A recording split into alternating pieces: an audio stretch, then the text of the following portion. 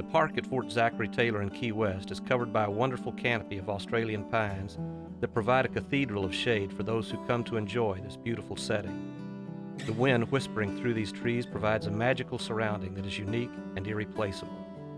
Unfortunately, a state task force labeled these pines invasive, and the Florida Park Service is systematically cutting them down, despite strong objections from the community and out-of-town visitors.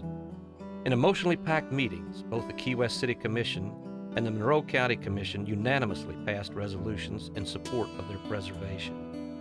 The County Commission resolution states that the towering canopy of Australian pines over this National Historic Landmark have become a cherished part of the park's landscape, and that they offer immeasurable social, community, environmental, and economic benefits.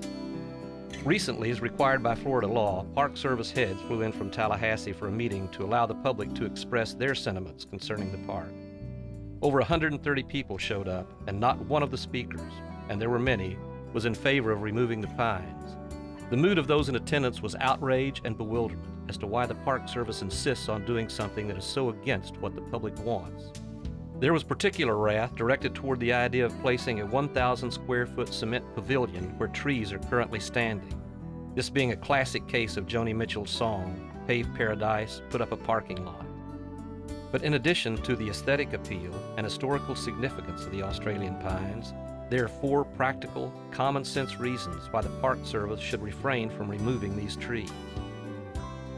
Water, money, soil, and shade. First, water. There is a severe shortage of water in Florida, and we need to conserve this diminishing resource. Lake Okeechobee is at historically low levels, and water restrictions are in effect indefinitely. The Keys water supply comes from the mainland via pipeline from southern Florida. According to the Park Service themselves, the native trees they are planting as replacements require water. The Australian pines do not. Then there is money. Florida is currently $2.5 billion in the red. Schools and health service budgets are being cut in an attempt to make up for the shortfall. Approximately $275,000 would be saved by allowing the Australian pines to remain, and that amount does not include pavilion construction costs. Soil. The Australian pines are the first growth on fill that came from the ocean when the channel was dredged in the 1960s, so they have never been a threat to native vegetation. Whether this coral rock and ocean bottom residue will support the new plantings without additional and costly new soil is questionable. According to University of Florida research, the Australian pine is, and I quote, long favored for use in erosion control along beaches.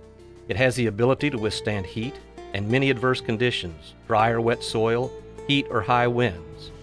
The Australian pine is, and again I quote, resistant to pests, diseases, has high salt tolerance, and a high drought tolerance. The University of Florida could not have described the conditions at Fort Zachary Taylor any better. It is entirely possible that the Australian pines are the only tree hardy enough to endure this harsh environment.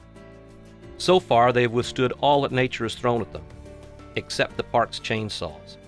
In 2007, close to 100 trees were cut down by the Park Service, and unless stopped, they plan to cut an equal number in 2008.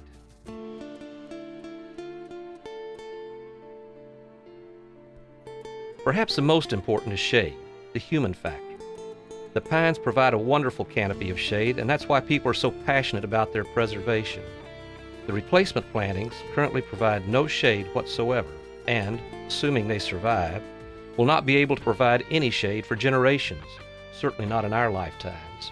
In fact, one of the environmental complaints against the Australian pines is that they produce more shade than other Florida trees, making it harder for vegetation to grow underneath. At Fort Zach, we're not trying to grow anything underneath. We just want a nice shady place to put picnic tables and outdoor grills. Save Our Pines at historic Fort Zachary Taylor is a grassroots, nonprofit organization that was formed to preserve what is so dear to the community and the many visitors who come to the park. They have collected over 2,000 signatures of supporters. They have talked and pleaded. They have tried to reason, but the Park Service refuses to listen and stubbornly insists that they are just following orders. No one doubts the sincerity or commitment to Florida by the Park Service, but in this case, we feel their efforts are misguided and that the controlling statutes allow for this deserved exception. Those who drafted the applicable laws and regulations recognize that one size doesn't fit all. The Florida statute upon which the removal of exotic trees is based offers maintenance control as an acceptable alternative under unique circumstances.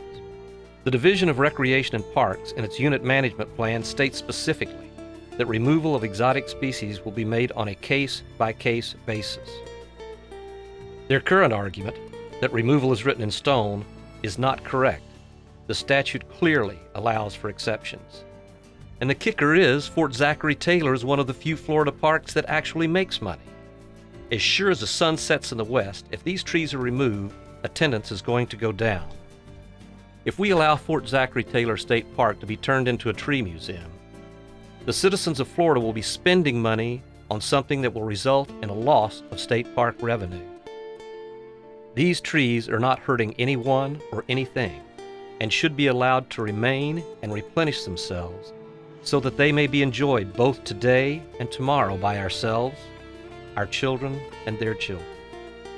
It would be a huge tragedy and waste of resources if we allow an agency that is supposed to serve the citizens to unnecessarily destroy this beautiful park and forever ruin this historic setting.